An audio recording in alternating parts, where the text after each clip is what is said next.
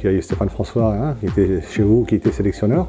Il a quitté la sélection nationale au mois de juin ou juillet 2019. En octobre, j'ai vu le DTN qui est venu à La Réunion, Hubert Fournier. Il m'a fait une proposition que j'ai acceptée, tout simplement. Et depuis le 1er février, j'ai pris mes fonctions à la fédération, avec bien sûr la sélection nationale et surtout le plan de développement du beach soccer en France métropolitaine et en France d'outre-mer. J'ai été joueur de l'équipe de France à l'époque d'Éric Cantona et de Joël Cantona, hein, les frères Cantona. À la Ligue de La Réunion où j'étais employé à l'époque, j'ai développé ce sport. J'ai eu la chance d'être instructeur FIFA de beach soccer, donc j'ai donné des cours en Afrique francophone, Djibouti, Sénégal, Mauritanie et j'en passe. J'ai eu la chance aussi d'être sélectionneur de la sélection malgache de Madagascar. On a été champion d'Afrique en 2015 contre le Sénégal en finale.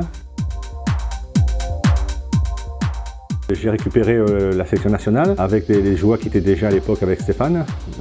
J'ai gardé un peu le noyau, hein, les joueurs que j'ai estimés qui avaient de qualité.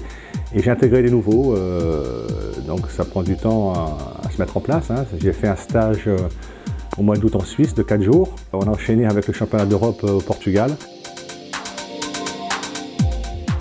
Au mois de novembre, on a un stage dans le sud de la France, en Occitanie.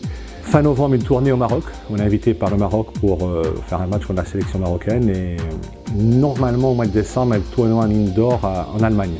Enfin, en Hollande, excusez-moi. Vous voyez qu'il y a quand même un programme assez cherché. Ça, c'est au niveau de l'équipe de France.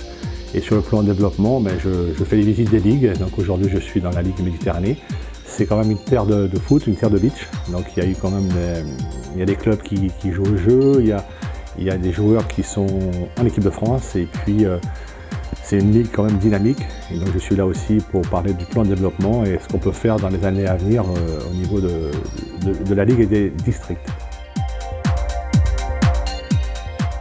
Un vrai vivier, à l'époque, en tout cas il y a quelques années, Marseille Beach Team dominait un peu le championnat de France. Ça reste un vivier parce qu'il y a des gens passionnés, c'est important, hein. Quand on est passionné, on met en place des actions et aussi des joueurs qui ont envie de s'investir, des joueurs qui ont envie de pratiquer plus longtemps le sport. Des joueurs qui sont en fin de carrière qui demandent aussi à passer des formations. Vous voyez qu'il y a une demande et nous, fédé, ligue ou district, on doit être capable de leur donner, en tout cas, de mettre en place des outils pour que ces joueurs deviennent demain des entraîneurs en puissance. Écoutez, je vais reprendre le slogan d'un grand footballeur marseillais, Éric Cantona, qui disait que le beach soccer n'est pas un sport de plage, mais un sport de sable.